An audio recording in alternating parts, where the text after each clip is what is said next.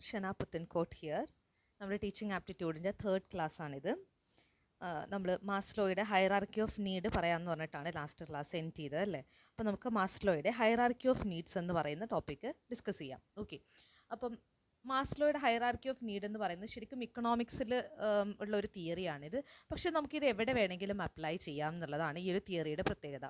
Okay, അപ്പോൾ മാസ്ലോയുടെ hierarchy of need പറയുന്നത്, ഈ തിയറി ഇൻട്രൊഡ്യൂസ് ചെയ്തത് അബ്രഹാം മാസ്ലോ ആണ്. 1943 തിയറി ഓഫ് ഹ്യൂമൻ മോട്ടിവേഷൻ എന്ന് പറയുന്ന പേപ്പറിലാണ് ഈ ഒരു തിയറിയെ പറ്റിയിട്ട് അബ്രഹാം മാസ്ലോ പറയുന്നത്. അപ്പോൾ എന്താണ് മാസ്ലോ പറയുന്നതെന്ന് നോക്കാം. ഇവിടെ പറയുന്നത് ഓരോ മനുഷ്യർക്കും മോട്ടിവേഷൻ കിട്ടുന്നത്, അല്ലെങ്കിൽ theory of psychology explaining human motivation based on the pursuit of different levels of needs. നമുക്ക് ഒരു കാര്യത്തിൽ മോട്ടിവേഷൻ കിട്ടുന്നത് നമ്മളിപ്പോൾ ഒരു ലെവൽ കംപ്ലീറ്റ് ചെയ്തു, അപ്പോൾ ഇനി അടുത്ത ലെവലിലേക്ക് എത്തണം. അങ്ങനെയാണ് നമ്മുടെ മോട്ടിവേഷൻ പോകുന്നത്. അപ്പോൾ ഇങ്ങനെയാണ് ആ ഒരു ഹൈറാർക്കിയാണ് പറയുന്നത്, മാസ്ലോ പറയുന്നത്. അതായത് ഇപ്പോൾ എനിക്കൊരു സ്റ്റേജ് കംപ്ലീറ്റ് ചെയ്ത് കഴിഞ്ഞാൽ എനിക്കൊരു മോട്ടിവേഷൻ കിട്ടും അടുത്ത സ്റ്റേജ് ചെയ്യാൻ അല്ലേ. ഇപ്പോൾ എനിക്ക് ഒരു നെറ്റ് കിട്ടിയെന്ന് വിചാരിച്ചോ, അപ്പോൾ എനിക്ക് അടുത്ത മോട്ടിവേഷൻ എന്തായിരിക്കാം, എനിക്ക് നെറ്റ് കിട്ടി, ഒന്നുകൊണ്ട് ട്രൈ ചെയ്താൽ എനിക്ക് JRF കിട്ടും. അപ്പോൾ അങ്ങനെയാണ് നമ്മൾ മോട്ടിവേറ്റഡ് ആവുന്നതാണ്, അല്ലെങ്കിൽ നമ്മുടെ നീഡാണ് നമ്മൾ മോട്ടിവേറ്റ് ചെയ്യിപ്പിക്കുന്നതെന്നാണ്. അതായത് എനിക്ക് JRF കിട്ടിയാലാണ് നല്ലൊരു സ്ഥലത്ത് PhD ചെയ്യാൻ പറ്റുള്ളൂ. അപ്പോൾ എൻ്റെ മോട്ടിവേഷൻ എന്താണ്, ഈ JRF കിട്ടിക്കഴിഞ്ഞാലാണ് എനിക്ക് PhD ചെയ്യാൻ പറ്റുള്ളൂ, നല്ലൊരു സ്ഥലത്ത് PhD ചെയ്യാൻ പറ്റുള്ളൂ. അപ്പോൾ ഞാൻ അതിൽ മോട്ടിവേറ്റഡ് ആവും. എൻ്റെ നീഡാണ് എന്നെ മോട്ടിവേറ്റ് ചെയ്യിപ്പിക്കുന്നത് എന്നാണ് അബ്രഹാം മാസ്ലോ പറയുന്നത്. Okay, order begins with the most basic need from moving on to the more advanced need. അപ്പോൾ നമുക്ക് ആദ്യം എന്തായിരിക്കും, ബേസിക് നീഡായിരിക്കും അല്ലേ. ആ ബേസിക് നീഡിൽ നിന്ന് മുകളിലേക്ക് അഡ്വാൻസ്ഡ് നീഡിലേക്ക് പോകും എന്നാണ് അബ്രഹാം മാസ്ലോ പറയുന്നത്. അപ്പോൾ അതിൻ്റെ ഒരു ഓർഡർ നോക്കാം. ആദ്യം എന്തായിരിക്കും, ഫിസിയോളജിക്കൽ നീഡ് അല്ലേ. എല്ലാവരുടെയും ഫസ്റ്റ് നീഡ് എന്തായിരിക്കും, ഫിസിയോളജിക്കൽ നീഡായിരിക്കും. അതായത് മിയർ സർവൈവലാണ്. അതായത് ഫുഡ്, വാട്ടർ, ഷെൽട്ടർ, ഇതൊക്കെ കിട്ടിയാലല്ലേ. ഇപ്പം നിങ്ങളിപ്പം നെറ്റിന് വേണ്ടി പ്രിപ്പയർ ചെയ്യുകയാണ്, അപ്പോൾ നിങ്ങളുടെ ആദ്യത്തെ നീഡ് എന്തായിരിക്കും, ഒബ്വിയസ്ലി ഫിസിയോളജിക്കൽ നീഡാണ്. ഭക്ഷണം വേണം, വെള്ളം വേണം, പിന്നെ അതുപോലെ തന്നെ പാർപ്പിടം വേണം. അങ്ങനെയുള്ള ഭൗതിക സാഹചര്യങ്ങളായിരിക്കും ആദ്യത്തെ നീഡെന്ന് പറയുന്നത്. അതിനെയാണ് നമ്മൾ ഫിസിയോളജിക്കൽ നീഡെന്ന്. ഇനി ആ നീഡ് മീറ്റ് ചെയ്ത് കഴിഞ്ഞാൽ നിങ്ങൾ അടുത്ത നീഡ് വേണ്ടി വരും, സേഫ്റ്റി നീഡ്. അതായത് നമുക്കൊരു സെക്യൂരിറ്റി, പ്രൊട്ടക്ഷൻ ഒക്കെ ഉണ്ടെങ്കിലല്ലേ നമുക്ക് എന്ത് കാര്യവും ചെയ്യാൻ പറ്റുള്ളൂ. അപ്പം നെക്സ്റ്റ് നീഡ് എന്താണ്, സേഫ്റ്റി നീഡാണ്. അത് കഴിഞ്ഞ് കഴിഞ്ഞാൽ പിന്നെ എന്താണ്, ബിലോങ്ങിങ്നെസ് നീഡാണ് വേണ്ടതെന്നാണ് പറയുന്നത്. നമുക്കൊരു ബിലോങ്ങിങ് ഫീലിംഗ് വേണം അല്ലേ. ഇപ്പം നമ്മളൊരു ഹോസ്റ്റലിൽ നിന്നാണ് പഠിക്കുന്നതെന്ന് വിചാരിച്ചു, നമുക്ക് അവിടെ ബിലോങ്ങിങ്നെസ് ഉണ്ടെങ്കിലാണ് നമുക്ക് അവിടെ പഠിക്കാനൊക്കെ പറ്റുള്ളൂ. അപ്പോൾ ബിലോങ്ങിങ്നെസ് എന്ന് പറയുന്നത് നമുക്ക് അവിടെ ഒരു ബിലോങ്ങിങ് ഫീൽ തോന്നണം, അല്ലെങ്കിൽ ഒരു സോഷ്യൽ കണക്ഷൻ, ലവ്, അഫെക്ഷൻ ഒക്കെ ഉണ്ടെങ്കിലാണ് നമ്മൾ വിചാരിച്ച കാര്യം നമുക്ക് എന്ത് ചെയ്യാൻ പറ്റുള്ളൂ, അവിടെ നിന്ന് പഠിച്ച് നമുക്കത് നേടിയെടുക്കാൻ പറ്റുള്ളൂ. അതാണ് ബിലോങ്ങിങ്നെസ് നീഡ് എന്ന് പറയുന്നത്. ഇനി ആ നീഡും സാറ്റിസ്ഫൈ ആയി കഴിഞ്ഞാൽ അടുത്ത എന്താണ്, എസ്റ്റീം നീഡ്. നമുക്കൊരു സെൽഫ് എസ്റ്റീം, റെക്കഗ്നിഷൻ, റെസ്പെക്റ്റ്, ഇതൊക്കെ എല്ലാവരും ആഗ്രഹിക്കുന്ന കാര്യങ്ങളാണ് അല്ലേ. അപ്പോൾ ഈ പറയുന്ന ഫിസിയോളജിക്കൽ നീഡും ഈ കാര്യങ്ങളൊക്കെ കഴിയുമ്പോഴാണ് നമ്മൾ ഈ എസ്റ്റീം നീഡിലേക്കൊക്കെ വരിക. ആദ്യം തന്നെ നമ്മൾ എസ്റ്റീമിനെ പറ്റി ചിന്തിക്കില്ല. ആദ്യം കുടിക്കാനുള്ള വെള്ളവും കഴിക്കാനുള്ള ആഹാരമൊക്കെ ഉണ്ടെന്നാണ് നമ്മൾ നോക്കുക അല്ലേ. അതൊക്കെ കഴിഞ്ഞ് കഴിയുമ്പോഴത്തേക്കും ഒരു സെക്കൻഡ് ലാസ്റ്റ് സ്റ്റേജിലേക്കൊക്കെ എത്തുമ്പോഴത്തേക്കും നമ്മൾ എസ്റ്റീം നീഡിനെ പറ്റി തിങ്ക് ചെയ്യും. അതും സാറ്റിസ്ഫൈഡ് ആയിക്കഴിഞ്ഞാൽ സെൽഫ് ആക്ച്വലൈസേഷൻ, അതായത് മൊറാലിറ്റി, ക്രിയേറ്റിവിറ്റി, അക്സെപ്റ്റൻസ്, ഇത് ഏറ്റവും ഹയസ്റ്റ് ലെവലാണ്. ഈ നീഡും കൂടെ സാറ്റിസ്ഫൈ ചെയ്യുന്ന ഒരു ലെവൽ എത്തുമ്പോഴത്തേക്കും നമ്മൾ വിചാരിച്ച കാര്യങ്ങളൊക്കെ നേടിയെടുക്കുന്ന ഒരു ലെവലിലേക്ക് നമ്മൾ എത്തുമെന്നുള്ളതാണ് അബ്രഹാം മാസ്ലോ പറയുന്നത്. അപ്പോൾ ഇത്രയാണ് മാസ്ലോയുടെ ഹൈറാർക്കി. ഓക്കെ, ഇനി അടുത്തതായിട്ട് നമ്മൾ ഡിസ്കസ് ചെയ്യാൻ പോകുന്നത് ജീൻ പിയാജെയുടെ തിയറി ഓഫ് കോഗ്നിറ്റീവ് ഡെവലപ്മെൻ്റ് ആണ്. കോഗ്നിറ്റീവ് എന്ന് പറയുമ്പോൾ എന്താണ്, നമ്മുടെ ബുദ്ധി അല്ലേ. ബുദ്ധിയുടെ ഡെവലപ്മെൻറ്റ് നടക്കുന്നതിനെ പറ്റിയിട്ടൊരു തിയറിയാണ്. ആര് കൊണ്ടുവന്ന തിയറിയാണ്, ജീൻ പിയാജെയുടെ തിയറിയാണ്, ജീൻ പിയാജെ. ഓക്കെ, അപ്പോൾ അതിനകത്ത് സ്കീമ എന്ന് പറയുന്നൊരു ടേം ഉണ്ട്. സ്കീമ എന്ന് പറയുന്ന ടേം പറഞ്ഞാലാണ് നമുക്ക് പിയാജെയുടെ തിയറി ക്ലിയർ ആയിട്ട് മനസ്സിലാവുള്ളൂ. സ്കീമ എന്ന് പറയുന്നത് blueprint for organising and understanding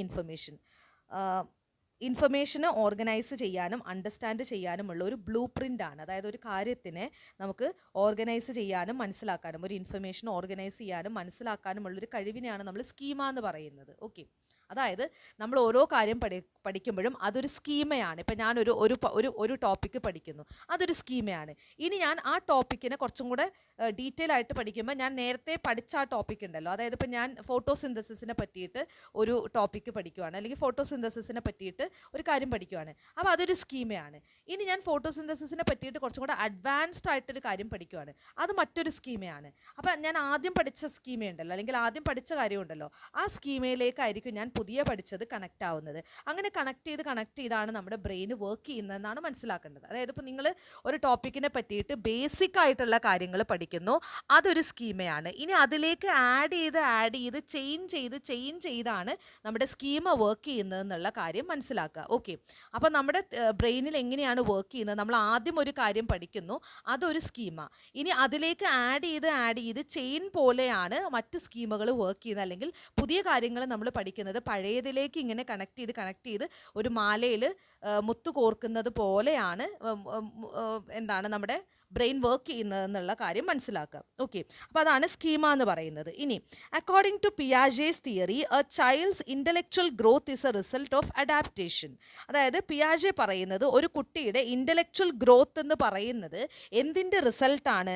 അഡാപ്റ്റേഷൻ്റെ റിസൾട്ടാണെന്നാണ് പറയുന്നത്. ഒരു കുട്ടി ഇൻ്റലക്ച്വലി ഡെവലപ്പ് ആവുന്നത് എങ്ങനെയാണ്? അഡാപ്റ്റ് ചെയ്തിട്ടാണ് എന്നാണ് ആര് പറയുന്നത്? പിയാജെ പറയുന്നത്. Okay, assimilation and accommodation are two complementary processes of adaptation. അപ്പോൾ ഈ അഡാപ്റ്റേഷന് 2 കോംപ്ലിമെൻ്ററി പ്രോസസ്സുകൾ ഉണ്ട് എന്നാണ് ആര് പറയുന്നത്? പിയാജെ പറയുന്നത്. ഏതൊക്കെയാണ് ആ കോംപ്ലിമെൻ്ററി പ്രോസസ്സുകൾ? അസിമിലേഷനും അക്കോമഡേഷനുമാണ് എന്നുള്ള കാര്യം മനസ്സിലാക്കുക. ഓക്കെ, അപ്പോൾ അസിമിലേഷനും അക്കോമഡേഷനും എന്തിൻ്റെ പ്രോസസ്സുകളാണ്? എന്തിൻ്റെ കോംപ്ലിമെൻ്ററി പ്രോസസ്സുകളാണ്? അഡാപ്റ്റേഷൻ്റെ കോംപ്ലിമെൻ്ററി പ്രോസസ്സാണ്. അപ്പോൾ ഒരു കുട്ടിയുടെ ഇൻ്റലക്ച്വൽ ഗ്രോത്ത് നടക്കുന്നത് അഡാപ്റ്റേഷനിലൂടെയാണ് എന്നാണ് ജീൻ പിയാജെ പറയുന്നത്. ഇനി ഈ അഡാപ്റ്റേഷനിൽ എന്തൊക്കെ കാര്യങ്ങൾ സംഭവിക്കുന്നുണ്ടെന്നാണ് പറയുന്നത്? അസിമിലേഷനും അതുപോലെ തന്നെ അക്കോമഡേഷനും. അപ്പോൾ എന്താണ് അസിമിലേഷൻ, എന്താണ് അക്കോമഡേഷൻ എന്നുള്ളത് മനസ്സിലാക്കണം അല്ലേ? അത് നോക്കാം. എന്താണ് അസിമിലേഷൻ, എന്താണ് അക്കോമഡേഷൻ എന്നുള്ളത്. അസിമിലേഷൻ എന്ന് പറയുന്നത് ന്യൂ ഇൻഫർമേഷൻ ആണ്, is taken into previously existing schema. ഞാൻ നേരത്തെ പറഞ്ഞില്ലേ, അസിമിലേഷൻ എന്ന് പറയുന്നത് പഴയ സ്കീമയിലേക്ക് പുതിയ സ്കീമ നമ്മൾ എന്ത് ചെയ്യുവാണ്? ആഡ് ചെയ്ത് പോവുകയാണ്. അപ്പോൾ ഏറ്റവും ഈസി ആയിട്ട് ഞാൻ ഈ അസിമിലേഷനെയും അക്കോമഡേഷനെയും പറഞ്ഞു തരാം. അതായത് നിങ്ങളൊരു ഹോസ്റ്റലിൽ താമസിക്കുകയാണ്. അപ്പോൾ നിങ്ങളുടെ റൂമിൽ നിങ്ങളെ കൂടാതെ ഒരു ബെഡും കൂടെ വേക്കൻ്റ് ആണ്. അപ്പോൾ നിങ്ങൾ എന്ത് ചെയ്യും? നിങ്ങളുടെ ആ ബെഡ് വേക്കൻ്റ് ആയതുകൊണ്ട് ചിലരെന്ത് ചെയ്യും? ആ ബെഡിനകത്ത് ഒന്നും വെക്കില്ല, ആ ബെഡ് അവിടെ വേക്കൻ്റ് ആയിട്ട് തന്നെ കിടക്കും. അപ്പോൾ നിങ്ങളുടെ വാർഡൻ വന്നിട്ട് പറയാണ് പുതിയൊരാളും കൂടെ വരുന്നുണ്ട് എന്ന് പറയാണ്. അപ്പോൾ ഓക്കെ, അയാൾ ആ ബെഡിലേക്ക് വരുന്നു, അയാൾ അവിടെ താമസം തുടങ്ങുന്നു അല്ലേ?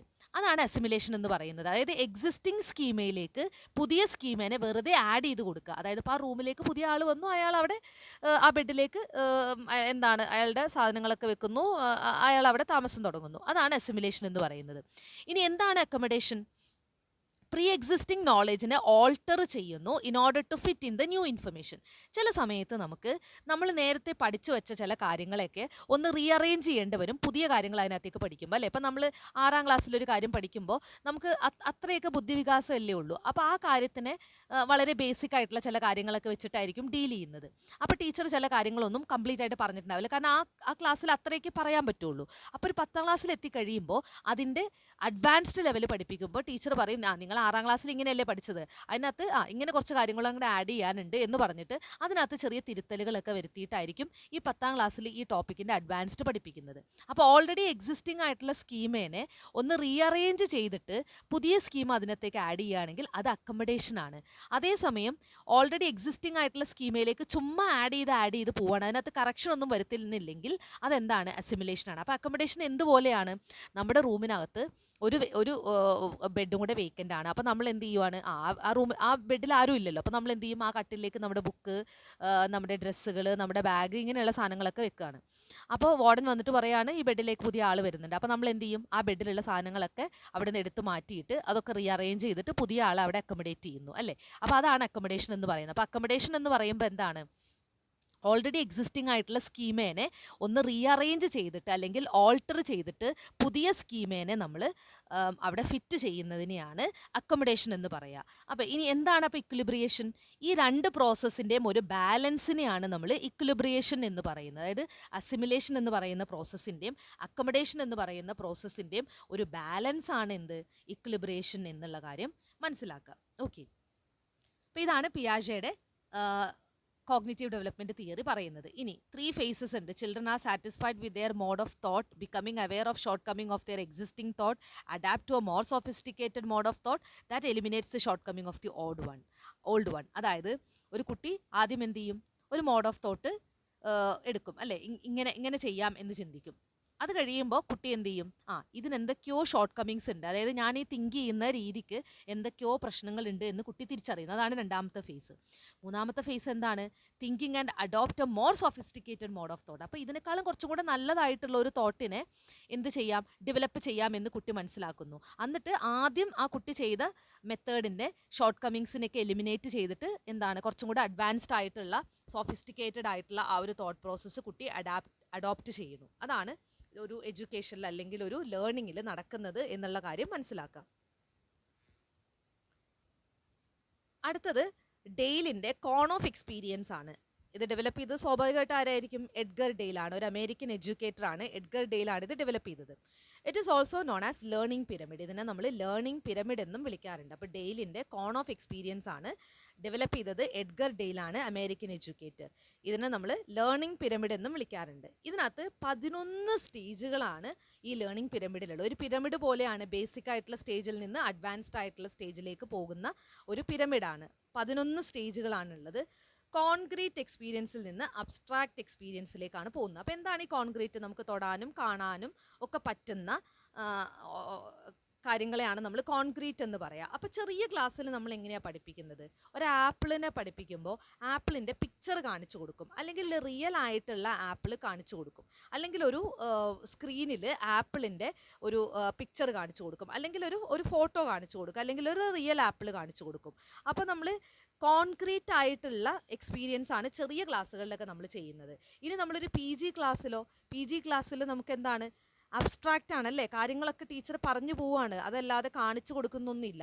അപ്പോൾ ഒരു കോൺക്രീറ്റിൽ നിന്ന് അബ്സ്ട്രാക്റ്റിലേക്കുള്ള ഒരു ജേണിയാണ് ലേണിംഗ് എന്നാണ് ആര് പറയുന്നത്? ഡെയിൽ പറയുന്നത്. അതാണ് ലേണിംഗ് പിരമിഡിൽ പറയുന്നത്. Okay, arrangement of the cone is based on the number of senses involve. ഇവിടെ ഈ കോണിൽ അറേഞ്ച്മെൻറ്റ് നടക്കുന്നത് ഏതൊക്കെ സെൻസസ് ഇൻവോൾവ് ആണ് എന്നതിനെ അടിസ്ഥാനപ്പെടുത്തിയിട്ടാണ്. അപ്പോൾ ഏറ്റവും ചെറിയ ക്ലാസ്സിൽ നമ്മുടെ എല്ലാ സെൻസ് ഓർഗൻസും യൂസ് ചെയ്യും അല്ലേ.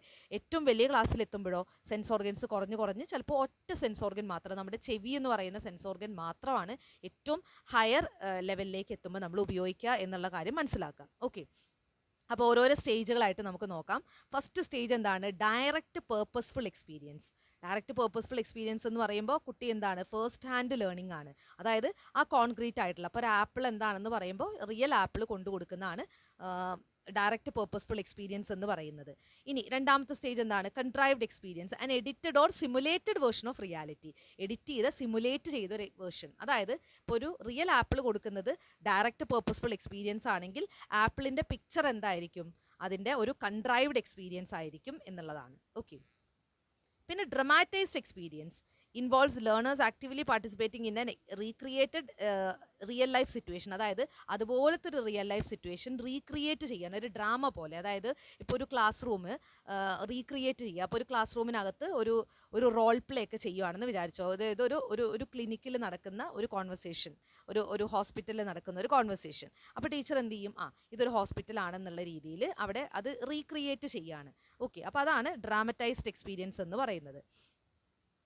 അപ്പോൾ അത് ഒരു ഹോസ്പിറ്റലിലെ പോലെ, അല്ലെങ്കിൽ റെയിൽവേ സ്റ്റേഷൻ പോലെ അത് ക്രിയേറ്റ് ചെയ്തിട്ട് കുട്ടികളെ കൊണ്ട് കോൺവെർസേഷൻ ചെയ്യിപ്പിക്കുന്നതാണ് ഡ്രാമറ്റൈസ്ഡ് എക്സ്പീരിയൻസ് എന്ന് പറയുന്നത്. അവിടെയും സെൻസ് ഓർഗൻസ് ഒരുപാട് ഇൻവോൾവ് ആവുന്നുണ്ട്.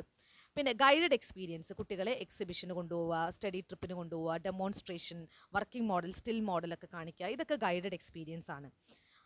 അതിലും സെൻസ് ഓർഗൻസ് ഒരുപാട് ഇൻവോൾവ് ആവുന്നുണ്ട്. അടുത്ത സ്റ്റേജിലേക്ക് എത്തുമ്പോൾ motion picture and educational TV, അതായത് വിഷ്വൽ മീഡിയ ഉപയോഗിച്ച് ഒരു വീഡിയോ ഒക്കെ കാണിച്ചു കൊടുക്കുന്നതാണ് മോഷൻ പിക്ചർ അല്ലെങ്കിൽ എഡ്യൂക്കേഷണൽ ടെലിവിഷൻ എന്ന് പറയുന്നത്. അപ്പോൾ അവിടെ കാണുന്നുണ്ട്, കേൾക്കുന്നുണ്ട്, 2 സെൻസ് ഓർഗൻസ് വരുന്നുണ്ട് അല്ലേ. അടുത്തതിലേക്ക് എത്തുമ്പോൾ റെക്കോർഡിങ്സ് മാത്രമാണ്. Radio, still picture, photo, audio material, ഇതൊക്കെയാണ്. അപ്പോൾ അവിടെ ഫോട്ടോ, ഓഡിയോ മെറ്റീരിയൽ എന്ന് പറയുമ്പോൾ അതിനകത്ത് ഏതെങ്കിലും ഒരു സെൻസേ വരുള്ളൂ. ഓഡിയോ എന്ന് പറയുമ്പോൾ അവിടെ ചെവി മാത്രമേ വരുന്നുള്ളൂ അല്ലേ. പിന്നെ ഫോട്ടോ വരുമ്പോൾ നമ്മുടെ വിഷൻ മാത്രമേ വരുന്നുള്ളൂ, കേൾക്കുന്നില്ല. അപ്പോൾ ഒരു സെൻസ് ഓർഗൻ മാത്രമായിട്ട് അത് ചുരുങ്ങി വന്നു. പിന്നെ വിഷ്വൽ സിമ്പിൾ, അതായത് ചാർട്ട്, ഡയഗ്രം, മാപ്പ്, ഇതൊക്കെ എന്താണ്? വീണ്ടും സെൻസ് ഓർഗൻ കുറഞ്ഞു. Verbal simple, written word, definition and concept, ഏറ്റവും ഹയസ്റ്റ് ലെവലിലേക്ക് എത്തുമ്പോഴത്തേക്കും എന്തായി? ഒറ്റ സെൻസ് ഓർഗനിലേക്ക് മാത്രമായിട്ട് അത് ചുരുങ്ങി എന്നുള്ള കാര്യം കൂടെ മനസ്സിലാക്കുക. അടുത്തത് ജസ്റ്റാൾട്ട് തിയറിയാണ്. ജസ്റ്റാൾട്ട് തിയറിയുടെ ജസ്റ്റ് ഒരു ഐഡിയ നമ്മൾ കഴിഞ്ഞ ക്ലാസ്സിൽ കണ്ടിട്ടുണ്ടായിരുന്നു. എന്താണ് ജസ്റ്റാൾട്ട് തിയറി? ജസ്റ്റാൾട്ട് തിയറിയെ നമ്മൾ ഇൻസൈറ്റ്ഫുൾ ലേണിംഗ് എന്നും പറയാറുണ്ട്. ഓക്കെ, ഇവിടെ പറയുന്ന ഒരു കാര്യം whole is important than part എന്നാണ് പറയുന്നത്. അതായത് നമ്മൾ ഒരു കാര്യത്തിനെ പാർട്ടായിട്ട് കാണാതെ അതിനെ ഒരു ഒരു ഒരു ഫുള്ളായിട്ട് കാണുമ്പോൾ നമുക്ക് കുറച്ചും കൂടെ അത് കോംപ്രിഹെൻഡ് ചെയ്യാൻ പറ്റും എന്നാണ് ഇവിടെ പറയുന്നത്. ഓക്കെ, ഇനി ഇതിൻ്റെ പ്രൊപ്പോണൻസ് ആരൊക്കെയാണെന്ന് നോക്കാം. Wolfgang Kohler, Kurt Koffka and Max Wertheimer. ഇവർ 3 പേരുമാണ് ജസ്റ്റാൾട്ട് തിയറിയുടെ പ്രൊപ്പോണൻസ്. ഇവരുടെ 3 പേരുടെയും പേരുകൾ ഓർത്തിരിക്കാൻ ഒരു ടെക്നീക്ക് പറഞ്ഞുതരാം. കോഹ്ലി, വിരാട് കോഹ്ലി, അപ്പോൾ കോഹ്ലർ എന്നുള്ള കിട്ടി. കോഹ്ലി ജസ്റ്റ് എന്ന് പറയുന്നത് ജസ്റ്റാൾട്ട് തിയറിയുടെ ജസ്റ്റാണ്. കോഹ്ലി അതായത് വോൾഫ്ഗാങ് കോഹ്ലർ. കോഹ്ലി ജസ്റ്റ് ഒരു കോഫി കുടിച്ചു. കോഫി എന്ന് പറയുന്നത് കർട്ട് കോഫ്ക, അത് വർത്തായിരുന്നു. മാക്സ് വേർത്തിമർ. അപ്പോൾ ജസ്റ്റാൾട്ട് തിയറിയുടെ 3 പ്രൊപ്പോണൻസും കറക്റ്റായിട്ട് ഓർത്തിരിക്കാൻ ഒരു ടെക്നീക്കാണ് Kohli just, Kohler Gestalt theory, ഒരു കോഫി കുടിച്ചു Koffka and it was worth, അത് വർത്തായിരുന്നു, മാക്സ് വേർത്തിമർ. അപ്പോൾ ഇവർ 3 പേരുമാണ് ജസ്റ്റാൾട്ട് തിയറിയുടെ പ്രൊപ്പോണൻസ് എന്നുള്ള കാര്യം ഓർത്തിരിക്കുക. ഓക്കെ, ഇനി ജസ്റ്റാൾട്ട് തിയറിക്ക് കുറച്ച് ലോകളുണ്ട്. ഓക്കെ, ഓരോന്നായിട്ട് നോക്കാം. ഫസ്റ്റ് ലോ എന്ന് പറയുന്നത് ലോ ഓഫ് പ്രോക്സിമിറ്റി ആണ്, അതായത് സാമീപ്യം. ഇപ്പോൾ ഒരു ഉദാഹരണം പറയുകയാണെങ്കിൽ human eyes perceive elements that are close together as more related than elements that are further apart. അതായത് നമ്മുടെ മനുഷ്യൻ്റെ കണ്ണിനൊരു പ്രത്യേകത ഉണ്ട്, അല്ലെങ്കിൽ നമ്മുടെ ബ്രെയിനിനൊരു പ്രത്യേകത ഉണ്ട്. നമ്മൾ അടുത്തടുത്തിരിക്കുന്നതിനെ റിലേറ്റഡ് ആയിട്ട് കാണും. അതായത് ഇപ്പം 2 പേര് അടുത്തടുത്തിരിക്കുകയാണെങ്കിൽ നമ്മൾ പറയാം അവർ ഫ്രണ്ട്സാണ്, അവരടുത്തടുത്താണല്ലോ ഇരിക്കുന്നത്. ഇപ്പോൾ ഒരു ഉദാഹരണം പറയുകയാണെങ്കിൽ നമ്മുടെ ഒരു നെയ്ബർ നമ്മളെ ഒരു ബിവറേജിൻ്റെ അടുത്ത് വെച്ച് കാണുകയാണ്. ഓക്കെ, അപ്പോൾ ഈ ബിവറേജിൻ്റെ അടുത്തായിട്ട് ഒരു ഫോട്ടോസ്റ്റാറ്റ് ഷോപ്പും ഉണ്ട്. നമ്മൾ ശരിക്കും ആ ഫോട്ടോസ്റ്റാറ്റ് ഷോപ്പിൽ ഫോട്ടോസ്റ്റാറ്റ് എടുക്കാൻ വേണ്ടി പോയതാണ്. അപ്പോൾ നമ്മുടെ നെയ്ബർ നോക്കുമ്പോൾ നമ്മൾ ബിവറേജിൻ്റെ അടുത്താണ്. അപ്പോൾ ഈ ബിവറേജും നമ്മളെ അടുത്ത് കണ്ടു. അപ്പോൾ നമ്മുടെ നെയ്ബർ നമ്മുടെ വീട്ടിൽ പോയിട്ട് പറയുകയാണ്, അതെ നിങ്ങളുടെ മോൻ അല്ലെങ്കിൽ മോള് ബിവറേജിൽ അവിടെ നിൽക്കുന്നുണ്ടായിരുന്നു എന്ന് പറയുകയാണ്. അപ്പോൾ അതെന്തുകൊണ്ടാണ്? ആ ബിവറേജിൻ്റെ അടുത്ത് നമ്മൾ നിൽക്കുന്നത് കണ്ടു, ഇപ്പുറത്തുള്ള ഫോട്ടോസ്റ്റാറ്റ് ഷോപ്പ് കണ്ടതുമില്ല. അതുകൊണ്ടാണ് അവിടെ സംഭവം പ്രശ്നമായത് അല്ലേ? അവിടെയാണ് നമ്മൾ ജസ്റ്റാൾട്ട് തിയറി അപ്ലൈ ചെയ്യേണ്ടത്. എന്താണ്? ഹോളിസ്റ്റിക് ആയിട്ട് കാണുക, പാർട്ടായിട്ട് കാണാതെ. അവിടെ ബിവറേജ് മാത്രമായിരുന്നില്ല, ഇപ്പുറത്തെ ഒരു ബേക്കറി ഉണ്ടായിരുന്നു, ഇപ്പുറത്തെ ഒരു ഫോട്ടോസ്റ്റാറ്റ് കട ഉണ്ടായിരുന്നു.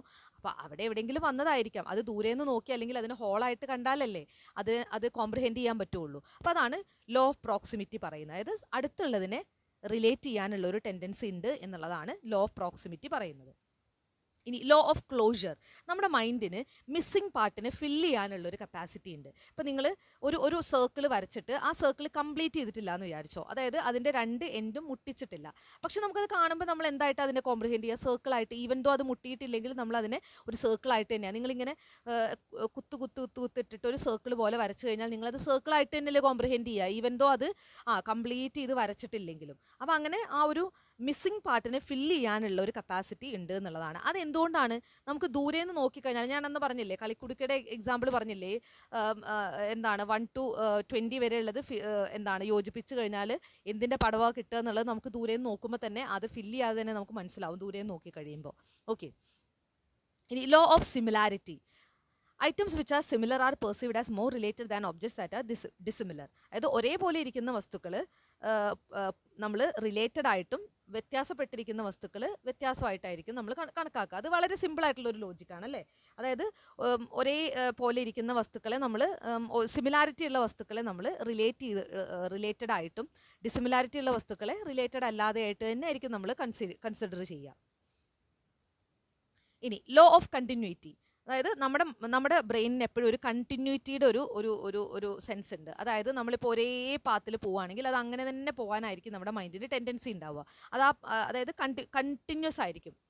ഓക്കെ, അതായത് smooth and continuous rather than ones that contain abrupt changes in direction. അതായത് പെട്ടെന്ന് ഡയറക്ഷൻ ചേഞ്ച് ചെയ്യാതെ ഒരേ പാത്തിലൂടെ തന്നെ സഞ്ചരിക്കാനുള്ള ഒരു കപ്പാസിറ്റി നമ്മുടെ ബ്രെയിനിനുണ്ട്. അല്ലെങ്കിൽ അത് അങ്ങനെയാണ് ബ്രെയിൻ വർക്ക് ചെയ്യുന്നത്. അപ്പോൾ നമ്മളൊരു സ്ട്രെയിറ്റ് ലൈനിലൂടെ പോവുകയാണെങ്കിൽ നമ്മുടെ ബ്രെയിനിന് എപ്പോഴും അത് ആ സ്ട്രെയിറ്റ് ലൈൻ തന്നെ കണ്ടിന്യൂ ചെയ്യാനായിരിക്കും താല്പര്യം, റാദർ ദാൻ അത് ഒരു ഷിഫ്റ്റ് കൊണ്ടുവന്ന് ഒരു ലെഫ്റ്റിലേക്കോ റൈറ്റിലേക്കോ ഒക്കെ ടേൺ ചെയ്യാനുള്ള ഒരു ടെൻഡൻസി കുറവായിരിക്കുമെന്നാണ് പറയുന്നത്. ഓക്കെ, അപ്പോൾ ഇതൊക്കെ എന്താണ്?